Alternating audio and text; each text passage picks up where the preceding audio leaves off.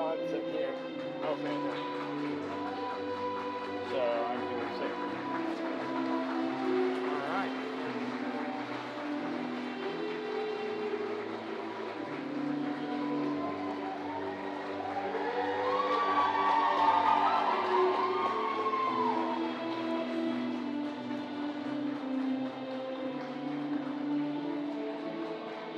Pick this up and take it with you, but I don't.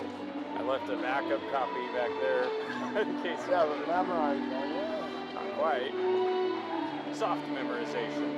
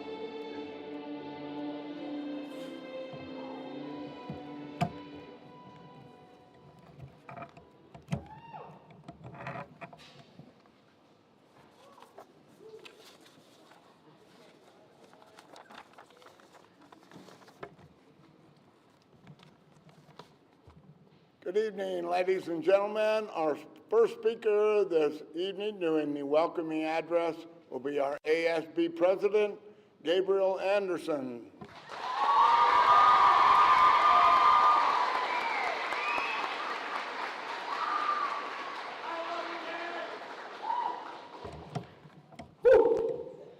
Good evening, everybody.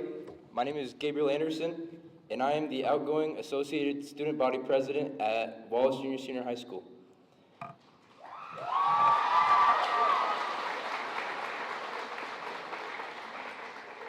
Thank you for coming tonight to our graduation. I would like to take this time to remind you to please silence your cell phones, and I would also like to leave the class of 2025 with a favorite quote of mine. Sometimes life is like a dark tunnel. You can't always see the light at the end of the tunnel, but if you just keep moving, you will come to a better place. Uncle Iro. Now, it is also my duty at school to lead it in the pledge every morning. So will you stand with me one last time for the Pledge of Allegiance?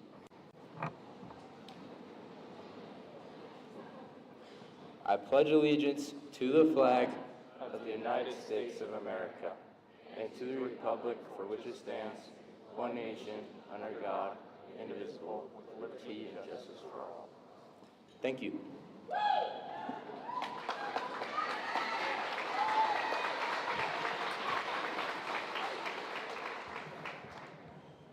Gabe being our ASB president, he and I did Pledge of Allegiance today this year for 180 times, and he did a great job as always. So we're proud of everybody that is going to be taking the the stage this evening, and we'd like to recognize the people in the senior class that have taken extra classes, dual credit classes. And so will you please stand when I say your name? Julian Davis.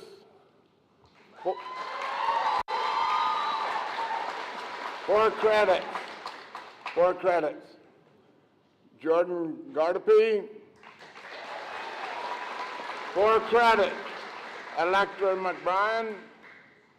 5 credits. Jesselyn Johnson. 6 credits. Lillian Dimitrov. 7 credits. Gabe Anderson. 10 credits. Ava Lee Fisher. 13 credits. Bethany Phillips. 13 credits. Kaylin Haas. 17 credits. And Tiffany Willard. 17 credits. So good job.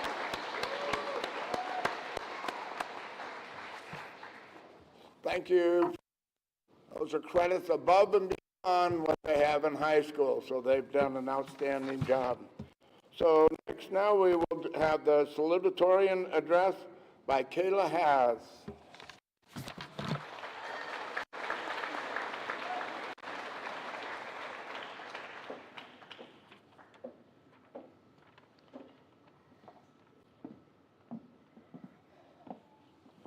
Greetings and salutations, everyone. Yeah, that's my dad over there. Graduation has been my sole focus for many months now. Every time I've taken a test, applied for a scholarship, or been nagged by our lovely Mrs. Brackenbush, I have remembered that I'm almost there. I'm almost at the finish line. Now, we are all here.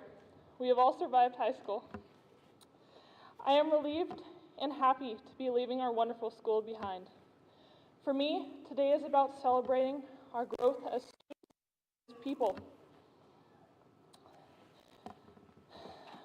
We have outgrown these walls, so now it is our time to pass them.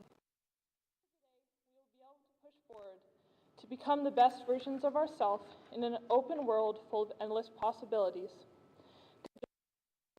Class of 2025.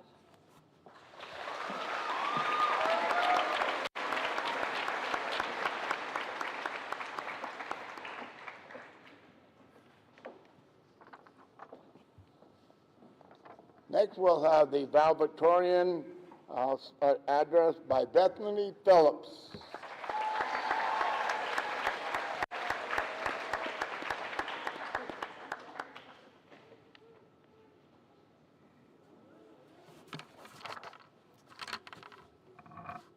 Good evening, everyone. My name is Bethany Phillips, and I'm the valedictorian for the class of 2025. When I first sat down to think about what I wanted to write in this speech, I tried to think of a specific theme that summed up what our class is really about. I found myself going back to this one simple idea: our class does not follow directions. I think each teacher here could vouch for that. For example, I am not valedictorian because I have the highest GPA. I was just the only person that took all the required classes to get this honor. The thing that makes our class special is not doing everything according to the book, but something greater. Our class has learned one of the greatest life skills. That skill is acceptance. So many varied personalities are present before me today. We're all individuals, each of us with our own quirks, our own dreams, and our own understandings of the world. And I truly believe that it is this variety that provides us with our strength. It's because we accept each other for who we are and not for the people we want each other to become. My class has made me realize that acceptance is a valuable gift. It has helped me learn to appreciate different opinions, views, and backgrounds, and I'm thankful for that. Because of this, I have grown with some of the most diverse group of friends I have ever met. I will always cherish the times we spent together, from honoring victories like district titles, prom decorating, or just being goofy in class. Those were the moments that meant everything. I remember one day when a student almost torched the lab room during a science experiment, while the other student was dancing on a table at the same time. Despite the chaos, I have learned the importance of surrounding myself with others who accept me for who I am. I can only hope to find a group of people that are as accepting as the people in front of me today. Now, after all the big moments, our last big test, our last performance, our last game, we start to ask ourselves a hard question. Who am I now? High school seems to be a time of titles and roles. We've identified ourselves by activities. I'm a football player, I'm in drama, I'm the student body president. It is easy to tie our identity to the labels we get in school. But high school is only a part of a greater narrative. It's just a chapter.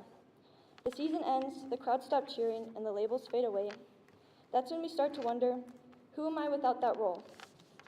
Titles come and go. Your personality, however, how you make people feel, how you carry yourself, how you care for people, that remains. Those are the things that don't go away. Those stick with us longer than any badge or award.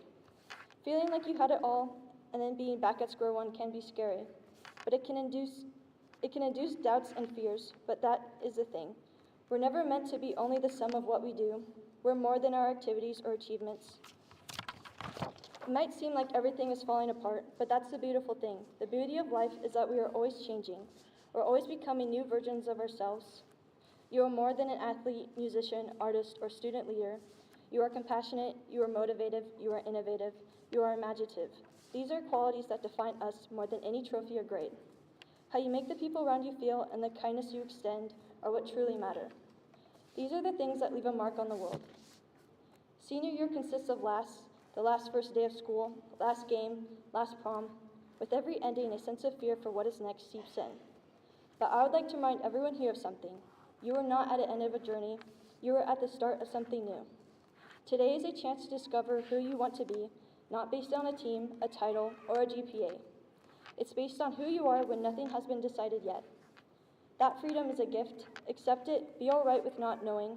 Allow it to push you to learn and explore. Allow it to motivate you, terrify you, and test you. Because all of that will define the person you will be. You are currently standing at the cusp of your future. There is nowhere else you should be. Everything you acquire is here. To my mom, dad, friends, and family, I would like to say thank you. Thank you for giving me a foundation built on patience, discipline, and compassion. These are the values that have shaped me into the individual I am today. Thank you for loving me through every success and failure, never once wavering in your love. Your sacrifices, some I may never fully understand, have made this day possible for me. You had faith in me even when I couldn't see it in myself. All those late nights at the dinner table, all those long car rides, all the pep talks, and all the hugs that kept me grounded. All those demonstrations of love and support contributed to my ability to stand here today. I'm sincerely thankful to all of you. I would also like to thank all the parents present today. You have sacrificed your comfort and precious time for your children. You've put the needs ahead of your own, making tough choices so that your kids could be here today, strong and proud, ready to go out into the world with confidence and education. All those sacrifices you made, skipping your own moments of rest, losing sleep to help with homework, working extra jobs, these gifts have brought us where we are today. We are graduating not because everything was a breeze, but because your relentless hard work. Because of you, we are not afraid of what is to come. To the graduates of the class of 2025, your presence and experience here have impacted a meaningful lesson to me. I would like to share this lesson with all of you. You are not two-dimensional or fixed or simplistic. You are more than the names of the teams you were on, the trophies you won, or the numbers on your transcript. You are three-dimensional, full of contrast, complication, and depth. You have different sides, abilities, and struggles. Let the next few years shape you. Allow yourself to recreate and reveal the individual you are. Don't tie yourself down to the accomplishments or activities alone. Your authenticity is what makes you, you. Be fearless, take space, speak up, do it now, because the individual you will become is already inside you, waiting to be unleashed. All these years, all these experiences, both good and terrible, have brought you here. They have helped to shape your character and your resilience. When tough questions come back around and you're not sure what to do this. Smile and simply say, I start again. That's life. We don't always have all the answers, but we can begin again, attempt differently, or redirect ourselves at any given time. That's all part of growing and learning. I would like to thank Wallace Junior Senior High School for this amazing experience. What I learned, the friends I made, and the memories I have will stay with me for the rest of my life. This is not only a school, but one that has helped me become the person I am today. Thank you for being a part of my life and helping me become my best self. I will never forget this chapter in my life, and I look forward to the future with hope and appreciation. Thank you.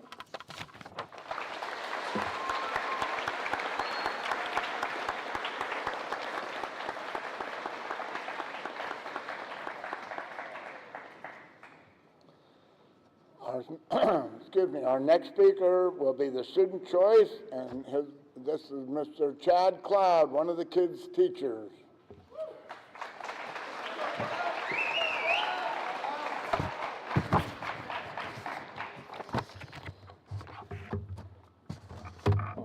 Okay, that's better. All right. At ChatGPT, generate an inspiring, crowd-rousing speech for a special occasion. Okay, now just let me hit generate before I start my speech. We will not go quietly into the night. We will not vanish without a fight. We're going to live on. We're going to survive. Today we celebrate our independence. Wait, this is Bill Pullman's monologue from Independence Day. Oh, this isn't going to work. It's not even July. I'm just going to do this myself, guys.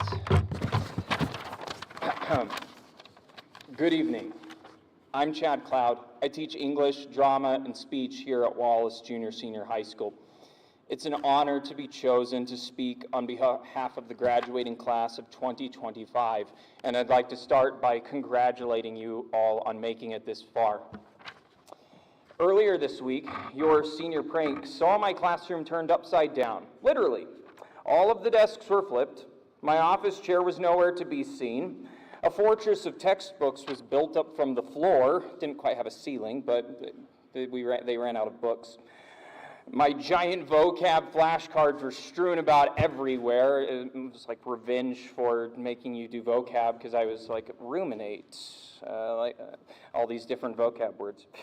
And there were the mug shots of me printed by the hundreds. It turned into a Chad Cloud trading card game where people were drawing cat ears on me and getting the special edition version.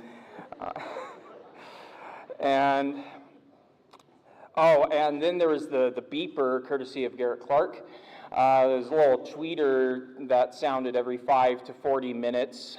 And I felt like the narrator in an Edgar Allan Poe short story, slowly losing my sanity every time it went beep, beep, until I finally found it on the bottom of my classroom speaker. Thank you, Garrett, and thank you all.